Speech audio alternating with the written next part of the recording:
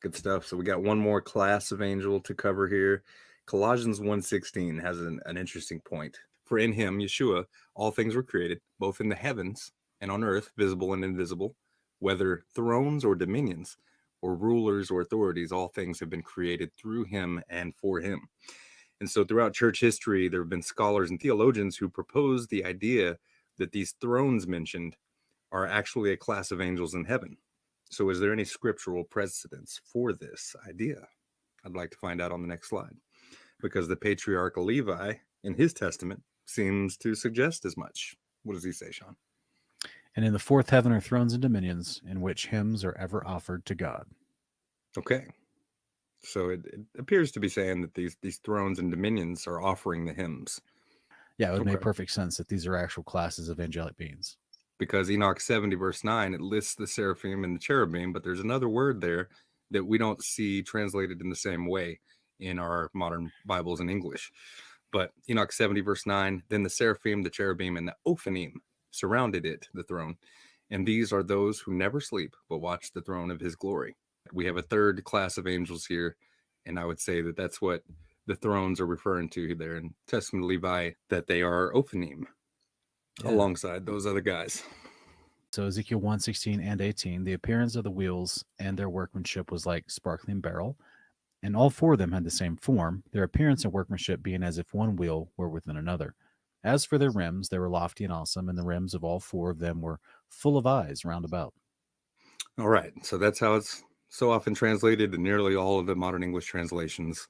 We see these words that I've highlighted in red translated like they are. However, this lends to a weird idea, and you get all these animators and illustrators like we have in the image on the right trying to depict this certain class of angels according to the way that they're translated in the modern text. And they get some weird ideas from it, right? They get these machinations. What if, just like in Ezekiel, the word eagle was mistranslated? What if there's some other words that have alternate translated meanings as well? God doesn't make metal beings that are also biological. That's like a transhumanism agenda that the occult wants us to believe in. But this is important, these things I highlighted in red, because I took the time to actually look up these words, compare it with the translations of the Septuagint from the Greek words, because many of these Hebrew words have many different meanings. And then I try to figure out, well, if it comes from the wheel, where did that wheel come from? Where did that word come from? And what was it used as? And there's multiple uses for the word wheel. It's not always talking about an actual rim carrying a cart or a vehicle of some sort, right? Yeah. So there's, so I tried to show this in this breakdown I think we're about to watch. Right. I tried to explain the different alternate translations. And if you put those alternate translations in the same passage, it sounds much more coherent like the rest of Scripture. After this clip is over, if your hair is not standing up like his, you didn't pay attention. Most people are already aware of Ezekiel's wheels and the general premise or idea that is propagated off of the teaching of Ezekiel's wheels. And we're actually going to look and see some of the imagery that you're seeing on the screen right now. These are different depictions people have made from Ezekiel chapter 1 and chapter 10. And this is different artist renditions over the years of what they think it's describing. And there's been secular engineers that have tried to say that it even describes spaceships, right? But what we're going to do is we're going to look at the actual words in the book. What does the actual Bible say? Is Ezekiel 1 truly describing an incredible machine that could take you to different dimensions? From the Christian perspective, is Ezekiel 1 describing a bunch of wheels that are next to these angels, these living creatures? Let's actually look at the text and see what it says, and let's do our best to keep it in context. So let's look first and foremost at the wheel, the actual word, the wheel, which is in Hebrew is the word ophon. Now let's look at the word sparkling beryl. Well, beryl is an actual precious stone. It's a type of crystal that's mined from the earth. There's different types within the beryl family, at least that they've found so far. They're extremely rare and expensive. One of them is bixbyite. Another one's aquamarine. That's one of the more expensive kind. Emeralds, morganite, and heliodor. This family of gemstone beryl, it puts off a lot of light. It's very beautiful. And so this is what the comparison is with these quote unquote wheels, these ophons that Ezekiel is looking at, and it's being compared to the glow of them being like sparkling beryl. So this is the one that it says the workmanship being as if one wheel were within another. So this is a key point of description that people go off of to try to create the imagery that we've already seen. So let's look in the Hebrew. This is the word used for the word midst, basically to say that one thing was in the midst of another thing, or it was surrounded around, or it was in the company of. The next one we're going to look at is the word rims.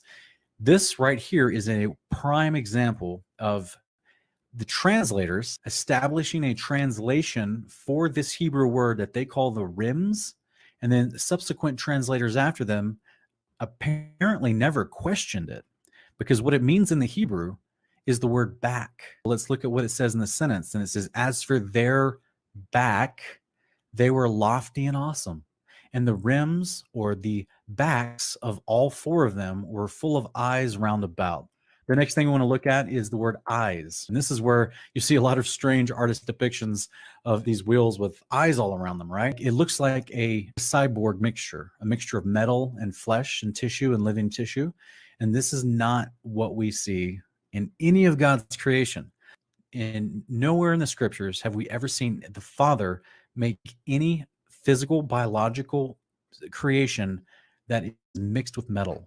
The things that are made of metal or wood or stone, they're never alive. What people are depicting from this misunderstanding of this description is actually a form of idolatry. There's never anything that is inanimate that has life in it. So that's something that to me throws up a huge red flag. But as I look into the Hebrew of these words, it starts to become clear where their misunderstanding is and why the artist depictions of their misunderstanding look so far away from everything else we see in Scripture as far as what the Father has created. So let's look at the eyes.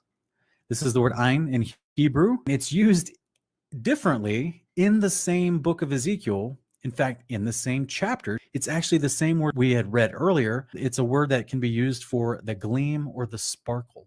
It's telling us that the word that they used earlier, when we looked at the gleam or the sparkle, that was like beryl, that is the same word, ein, to describe the beryl that we see now being used and called a literal eye, like in your head and your skull. But is that the contextually sound translation of that word? So the next thing we're going to look at is the phrase, the spirit of the living beings. And we're going to look at the Hebrew in that as well. So it says this is actually the word kai, which is the word that's used for they translate into the phrase, the spirit of the living being. So that's one word they've created an entire phrase on when they translate it into the English. They've come to that conclusion because of their previous conclusions from the words that we've already looked at. So is that what it's describing? 1 Enoch 61, 10 through 11. And he will summon all the hosts of heaven and all the holy ones above and the host of God and the cherubim, the seraphim, and the ophanim. Guys, this is the same word, ophan. And all the angels of power and all the angels of principalities and the elect one and the other powers on the earth and over the water. So we're looking at all the living beings, the angelic style living beings in heaven, including the elect one, that's Yeshua, and they praise the Father. They all bless the Lord of Spirits. That's the heavenly Almighty, the Father. And the Ophanim are a part of this. Ophanim, by the way, if you're not familiar, the I am is the plural form in a Hebrew word. So that's why it would be just the word Ophan, but because there's multiple ones, it uses the word Ayim, and that's how it was translated from the Enochian passage. Therefore, it's multiple Ophan. Is it talking about wheels? No, it's a class of angels. Let's keep going. 1 Enoch 71, 5 through 7. And round about were seraphim and cherubim and ophanim, and these are they who sleep not and guard the throne of his glory. We have more descriptions of the ophan, the ophanim, as an actual living angel. So let's go to Ezekiel 10:13 real quick, because we're actually going to be another mistranslation of the word ophan lends into a ridiculous passage that does not make sense under this translation. The word ophan, yes, it can be used for a wheel, like a chariot wheel, like it does in some context, but it's also the actual qualifying descriptor name, like a seraphim or the cherubim. It's also the type of angelic class. Now, these specific ophan in Ezekiel 1, beneath this firmament-like thing under the throne of God next to these other angels, they're spoken to in chapter 10, and they're actually given a different specific name for their position and what they do for the Lord Almighty. So here it is in Ezekiel 10:13. It says, as for the wheels, that's the ophanim, as for the ophanim, it was cried unto them in my hearing, O wheel. Why would God look at these wheels and he would go, oh, wheel? And it reminds me of this in the Anchorman. I love carpet. I love desk. Brick, are you just looking at things in the office and saying that you love them? I love lamp. Do you really love the lamp, or are you just saying it because you saw it? I love lamp. I love lamp. That's great.